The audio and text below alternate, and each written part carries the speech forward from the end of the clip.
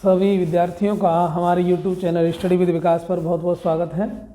आज हम जो लेके चल रहे हैं इंटरमीडिएट परीक्षा का बहुत ही महत्वपूर्ण अभिक्रियाएं, रिएक्शंस जो बोर्ड की परीक्षा में पूछी जाती हैं, कई बार पूछी गई हैं। तो देखिए आज पहली हमारी गाटरमान कोच एल्डिहाइड संश्लेषण। गाटरमान कोच एल्डिहाइड संश्लेषण क्या होता है, यहाँ पर हमें इस पर फोकस करना है, एल्डिहाइड, क्योंकि हमें एल्डिहाइड प्राप्त करना है। और दूसरा हमारा है स्मिट अभिक्रिया, तीसरी हमारी है नाइट्रीकरण और चौथा है हमारा हॉफमान ब्रोमाइड अभिक्रिया। तो इन सभी अभिक्रियाओं पर हम 4 अभिक्रियाओं पर आज चर्चा करेंगे। तो देखिए हमारा गाटरमान कोच एल्डिहाइड संश्लेषण क्या होता है, वह अभिक्रिया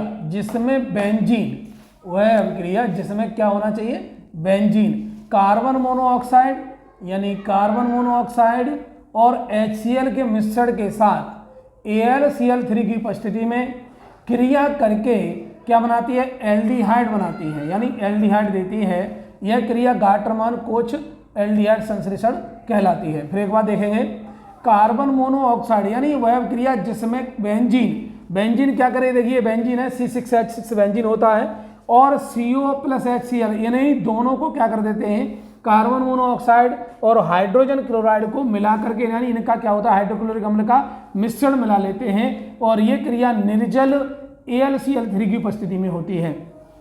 तो देखिए C6H6, C यहाँ से H आ जाता है, CHO, देखिए यहाँ से H आया और ये हो गया CHO। अब C6H5CHO, अब यहाँ पर एक H बची और एक Cl वाला, तो बन क्या गया हमारा, लास्ट में क्या निकलेगा, HCl। तो इसको हम कहते हैं बेंजल्डिहाइड। इसका जो नाम होता है वो क्या होता है, बेंजल्डिहाइड, ये प्राप्त होता है। यानी यहाँ पर एक ऑप्शन पूछा जाता है, उसमें ये पूछा जाता है कि गाटरमान कोच एल्डिहाइड संश्लेषण अभिक्रिया में कौन सा उत्पाद बनता है। तो वहाँ पर ऑप्शन दिए होते हैं, एल्डिहाइड उत्पाद है या कार्बोक्सिलिक उत्पाद है या एमीन उत्पाद है या हेलोजन उत्पाद है। तो आपको ध्यान रखना है, एल्डिहाइड संश्लेषण दिया हो तो वहाँ पर कैसा होगा, एल्डिहाइड उत्पाद होगा। उसके बाद है हमारी स्मिट अभिक्रिया। स्मिट अभिक्रिया क्या होती है, वह अभिक्रिया जिसमें कार्बोक्सिलिक अम्लों को क्या करते हैं, वह अभिक्रिया जिसमें कार्बोक्सिलिक अम्लों को हाइड्रोजोइक अम्ल के साथ सांद्र H2SO4 की उपस्थिति में गर्म करने पर बनता क्या है, प्राथमिक एमीन बनती है, स्मिट अभिक्रिया कहलाती है। तो देखिए जैसे ये, इसको हम कहते हैं एसिटिक अम्ल, ये क्या है हमारा, ये हमारा है एसिटिक अम्ल, एसिटिक अम्ल है। और एसिटिक अम्ल की क्रिया हम किससे करा रहे हैं, N3H को कहते हैं हाइड्रोजोइक अम्ल। इसका नाम क्या है, हाइड्रोजोइक अम्ल, हाइड्रोजोइक अम्ल, इसका जो नाम है वो है हाइड्रोजोइक अम्ल। हाइड्रोजोइक अम्ल से कराते हैं तो हमारा देखिए CH3 यहाँ से NH और एक H यहाँ से ले लेते हैं, तो NH2, CH3 क्या बन गया, NH2।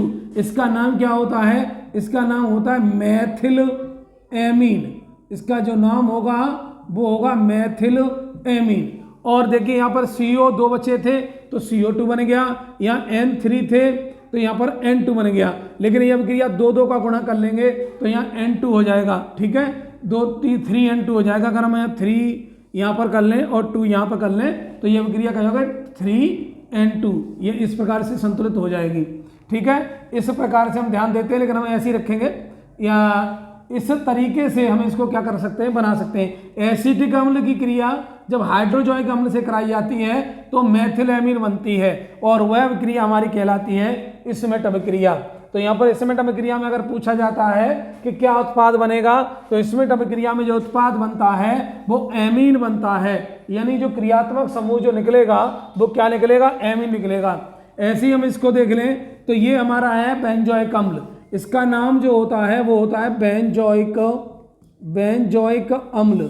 और जब बेंजोइक अम्ल की क्रिया हाइड्रोजोइक अम्ल यानी इससे कराते हैं तो क्या होता है, C6H5NH2 यानी एनिलीन प्राप्त होती है, इसका नाम होता है एनिलीन। एनिलीन प्राप्त होती है, कार्बन डाइऑक्साइड प्राप्त होती है और नाइट्रोजन गैस प्राप्त होती है। जिस अभिक्रिया के जो अभिक्रिया यानी वह अभिक्रिया जो कार्बोक्सिलिक अम्लों से क्रिया करके, यानी कार्बोक्सिलिक अम्लों की क्रिया हाइड्रोजोइक अम्लों की से कराई जाती है, किसकी उपस्थिति में? सांद्र H2SO4 की उपस्थिति में कराई जाती है।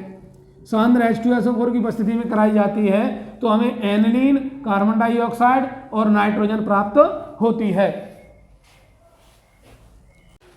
डाई एजो अभिक्रिया, एजो अभिक्रिया का मतलब होता है कि वह अभिक्रिया जिसमें एरोमेटिक प्राथमिक एमीन, एरोमेटिक प्राथमिक amine sodium nitrite, sodium nitrite होता है NaNO2, सोडियम नाइट्राइट व तनु HCl मिश्रण के साथ 0 से 5 डिग्री सेल्सियस ताप पर अभिक्रिया कराई जाती है तो एमिनो समूह का अभिक्रिया कराते हैं तो क्या होता है?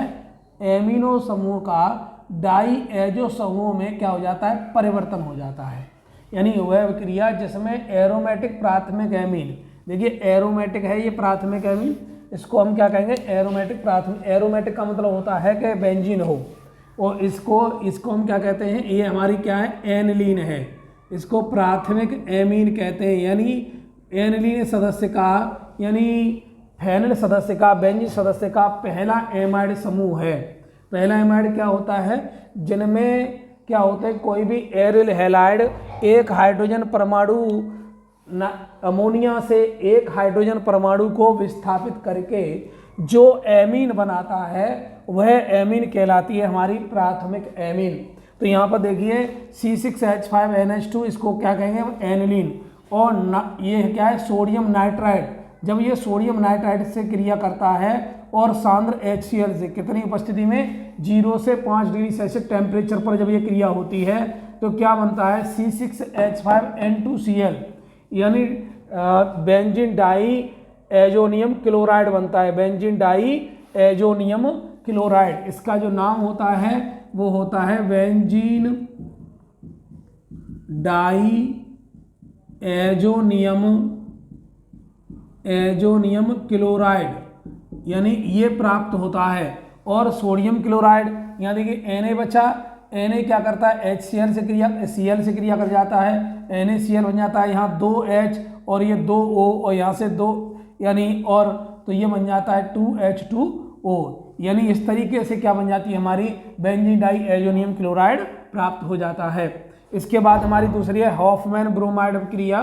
तो वह अभिक्रिया जिसमें एलिफैटिक का मतलब होता है कि ऐसे यौगिक जो बेंजीन रिंग से अलग एल्किल समूह जैसे पाए जाते हैं उन्हें एलिफैटिक कहते हैं। जैसे एसीटे इसको जो कहते हैं, ये जो होता है एसीटेमाइड, ये क्या है हमारा? एसीटेमाइड, यानी एसीटेमाइड क्या है? एक एलिफैटिक यौगिक है और ये ब्रोमीन से क्रिया करता है किसकी उपस्थिति में? कास्टिक पोटाश की उपस्थिति में, यानी पोटेशियम हाइड्रोक्साइड की उपस्थिति में करता है। तो ये क्या बन जाता है? मैथिल एमीन बनता है। बनता क्या है? मैथिल एमीन प्राप्त होता है और पोटेशियम कार्बोनेट प्राप्त होता है। इसका नाम होता है पोटेशियम कार्बोनेट। पोटेशियम कार्बोनेट प्राप्त होता है। पोटेशियम ब्रोमाइड होता है, इसे कहते हैं पोटेशियम ब्रोमाइड। पोटेशियम ब्रोमाइड प्राप्त होता है एवं लास्ट में क्या बच जाता है? जल बच जाता है। तो देखेंगे वह क्रिया जिसमें एलिफैटिक या एरोमेटिक अम्ल एमाइड द्रव, जो ऐसे अम्ल जो एमाइड द्रव हों, ये क्या है? एमाइड से संबंधित द्रव है। एमाइड द्रव ब्रोमीन के साथ, ये हमारी क्या है? ब्रोमीन के साथ कास्टिक पोटाश, यानी कास्टिक पोटाश का सूत्र है KOH, कास्टिक पोटाश के जलीय विलयन की उपस्थिति में अभिक्रिया करता है तो प्राथमिक एमीन यानी CH3NH2 इसको कहेंगे हम प्राथमिक एमीन। प्राथमिक का मतलब होता है कि जिसमें कोई भी एल्किल समूह अमोनिया से एक हाइड्रोजन परमाणु को विस्थापित करके जो यौगिक बनाती है वह हमारी प्राथमिक एमीन कहलाती है। उसे हम हॉफमैन ब्रोमाइड अभिक्रिया कहते हैं। अर्थात प्राथमिक एमीन के बनने की क्रिया को ही क्या कहा जाता है? हॉफमैन ब्रोमाइड अभिक्रिया कहा जाता है। यहाँ पर पूछा जाता है कि भाई हॉफमैन ब्रोमाइड अभिक्रिया द्वारा कौन सा उत्पाद प्राप्त होता है, तो इनसे हमें मतलब नहीं है, हमें ये वाला उत्पाद देखा जाता है। तो मेथिल एमीन या एथिल एमीन या प्रोपिल एमीन या फेनिल एमीन ये हमें क्या प्राप्त होते हैं। तो इस अभिक्रिया को ये कहा जाता है हॉफमैन ब्रोमाइड अभिक्रिया। ये हमारी परीक्षा के लिए बहुत ही इम्पोर्टेंट रिएक्शन है, बहुत ही ज़्यादा। ये भी हमारी जो है कई बार पूछी गई है, ये भी अभिक्रिया जो है बहुत ही इम्पोर्टेंट है। तो आप लोग इसको नोट कर लेंगे और इनको ज़्यादा से ज़्यादा इनका क्या करेंगे, रिवीजन करेंगे, जिससे ये रिएक्शन जो है आपको याद हो जाए और आपकी 2 नंबर का जो परीक्षा में आती है, एक रिएक्शन 2 नंबर की पूछी जाती है, तो वह रिएक्शन 2 नंबर आपके फ्री में ना कटे। आगे हमारी विक्रिया नाइट्रीकरण। नाइट्रीकरण का मतलब होता है जिसमें वह अभिक्रिया जिसमें हाइड्रोकार्बनों की सांद्र जो हाइड्रोकार्बन हैं वे यौगिक जो हाइड्रोजन और कार्बन से मिलकर बने होते हैं उन्हें हम हाइड्रोकार्बन यौगिक कहते हैं। उस ऐसे ही वे वह अभिक्रिया जिसमें हाइड्रोकार्बनों की सांद्र HNO3 के साथ, सांद्र क्या लेना है हमें, HNO3 के साथ H2SO4 की क्या रहती है उपस्थिति में 50 से 60 डिग्री सेल्सियस टेम्परेचर पर जब क्रिया कराते हैं, 50 से 60 डिग्री सेल्सियस ताप पर जब क्रिया कराते हैं तो उनसे क्या होता है, हाइड्रोजन विस्थापित हो जाता है। देखिए यहाँ से क्या होगा, एक हाइड्रोजन विस्थापित हो जाएगा और यहाँ से एक O विस्थापित होगा, तो यहाँ से O विस्थापित हो जाएगा, यहाँ से एक हाइड्रोजन विस्थापित होगा, H यहाँ से जाएगा और एक H है, यहाँ H2 हो जाएगा और यहाँ से एक O विस्थापित हो जाएगा, तो क्या बन जाएगा, H2O बन जाएगा और यहाँ पर बनेगा क्या, NO2 समूह हो बन जाता है। तो ये कह रहा है H का प्रतिस्थापन NO2 समूह द्वारा हो जाता है, यानी NO2 समूह बन जाता है और H का क्या हो जाता है, प्रतिस्थापन हो जाता है। तो वह अभिक्रिया हमारी क्या कहलाती है, नाइट्रीकरण अभिक्रिया कहलाती है। यानी कोई भी हम क्या करें, कोई भी हेलोफॉर्म अभिक्रिया, कोई भी हम यौगिक ले लें, कोई भी ऐसा यौगिक ले लें जिसमें हमें एल्किल हो, जिसमें हाइड्रोकार्बन उपस्थित हो और हाइड्रोकार्बन की जब हम क्रिया किसी भी नाइट्रिक अम्ल से सांद्र H2SO4 की उपस्थिति में कराते हैं तो क्या बनता है, जैसे ये हमारी जो प्राप्त हुई क्या हुई, नाइट्रोबेंजीन प्राप्त हुई। कौन सी है, नाइट्रोबेंजीन प्राप्त होती है, नाइट्रोबेंजीन कहते हैं इसको। तो देखिए वह क्रिया जिसमें क्या होता है कि एल्किल समूह से या फेनल समूह से क्या होता है, हाइड्रोजन का विस्थापन होता है। कोई भी एल्किल समूह हो या क्या हो, एल्किल समूह हो या एल्किल समूह हो या फेनल समूह हो, उनसे हाइड्रोजन विस्थापित होता है और नाइट्रिक अम्ल से क्या होता है, एक O अणु का विस्थापित होकर के क्या बन जाता है, जल बन जाता है और नाइट्रिक के यौगिक प्राप्त हो जाते हैं। वह अभिक्रिया हमारी कहलाती है नाइट्रीकरण अभिक्रिया कहलाती है।